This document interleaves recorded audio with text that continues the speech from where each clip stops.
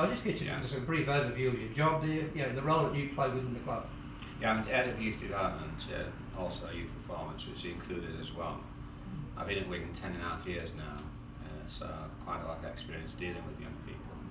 When you say young people, this is the 13 to 16 year Mainly 13 to 16, and also these the 18 to 21s, which is the academy structure. We've got obviously coaches that's coaching those teams, but you're overseeing the welfare, etc. Are you all preparing for the Super League? Getting them ready if they do make that far? Certainly, you're identifying the players of tomorrow. We spoke briefly yesterday, and I heard you ring up, and you've got a bit of a concern with and it's what we're talking about this afternoon, the overtraining of the kids coming through those development schemes. Yes, and you haven't got a concern about that. You've been here, you've seen the kids here doing the same thing. Just give us a run through of what your concerns are. I'm over here with a friend of mine, Keith Sneakle from Wigan, and we're looking overall at both Australia and Great Britain, youth rugby, etc. The systems are in operation in both countries, both parts of the world. And certainly in England, there's great concern at the overplaying and overtraining of young players.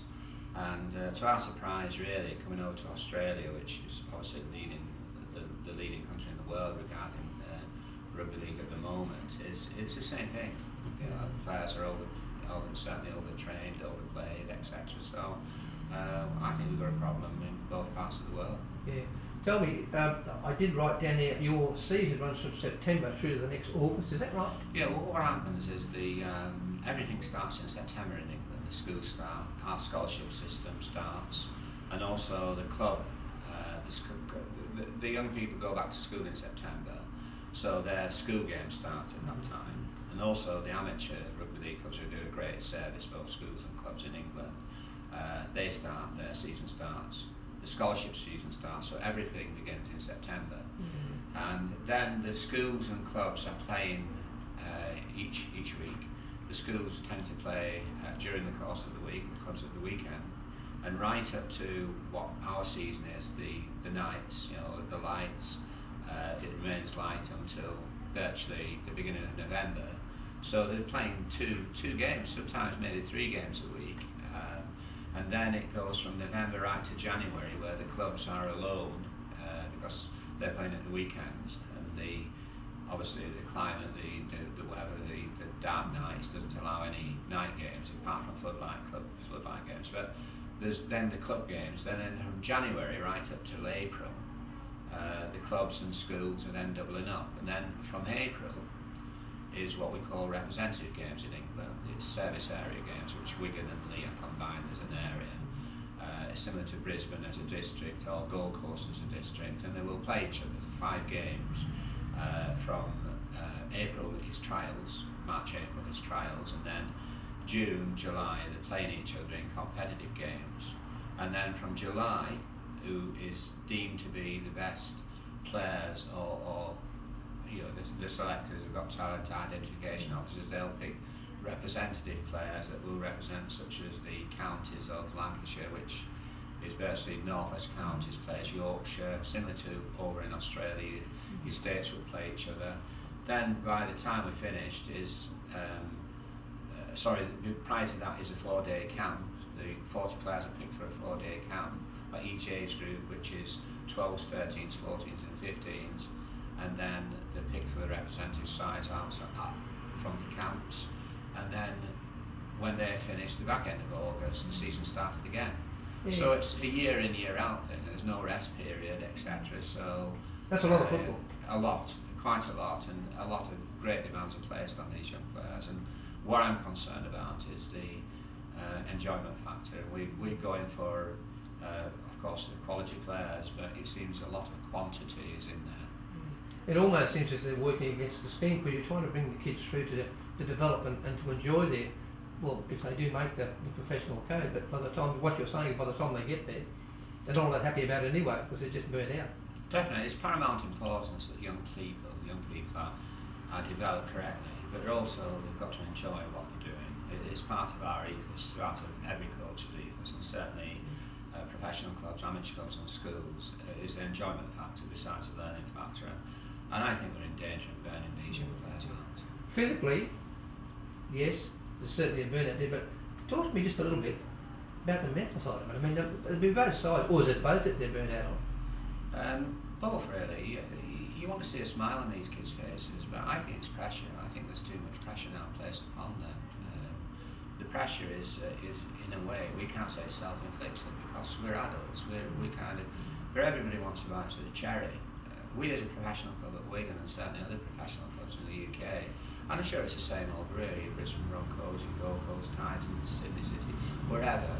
They want the best players to come through, and if you do want the best players to come through, you're going for the quality players. Whereas I mentioned just earlier, it seems a lot of quantity. Everything seems in quantity, and I think there's a great duty of care, and it needs monitoring correctly. I think the whole situation, but if the professional clubs start telling the amateur clubs and the schools what to do, it's like a big brother situation watching over you. So we've got to be very careful, even though we do want the players of tomorrow, etc. to come through. We monitor the situation, but we can't tell the amateurs, the amateur clubs who do a great service, and also the schools what to do.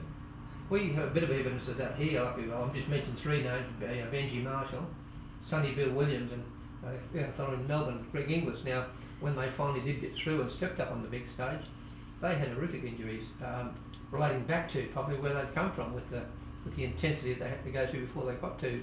And you got the same thing there. That's right. We've got some tremendous, like over here, physiotherapy. Sports science is certainly a major influence now on the game. And we've been guided by experts, and certainly experts I've been guided by is saying these lads will get through wherever they get through, but it's in later years that it tells on them. And as you just stated now, the evidence is coming forward more and more to say this in early 20s, the early 20s, it's starting to tell. Is it safe to say that we're sort of developing underdeveloped bodies? I mean, they're still growing, these kids, aren't they? Growth spurts, and we're trying to develop them, but they're not developed. As far as developing, I think we're placing a lot of demands on the young body. We're trying to do the correct procedure, i.e. the conditioning, the nutrition, lifestyle, everything is followed through regarding that. But we monitor that. But as I say, there's a great deal of demands placed on that young person, and certainly those young bodies. Given that, what are the professional clubs doing about it? Are they identified it, obviously? Are they doing anything about it? We're certainly identifying it, and I think it's come to a stage now where something needs to be done. And we've talked about it in England, we've talked about it at performance meetings, and I've certainly been in discussion with the likes of Manchester United in England, who's obviously a top soccer club and famous around the world, and on other sports, and identified what they do. And the problem with rugby league, it's close to its community, it's part of that community, and I think the situation, certainly in England, probably Australia, is that you don't want to upset your bread and butter. You don't want to upset the kind of amateur clubs that produce the players and also the schools, but I think it's time to take the initiative now and really attack this problem. Is there any hard evidence on the concerns you've got about this? The evidence is factual, is kind of what you are dealing with. You just mentioned three players there, and we have players in England as well.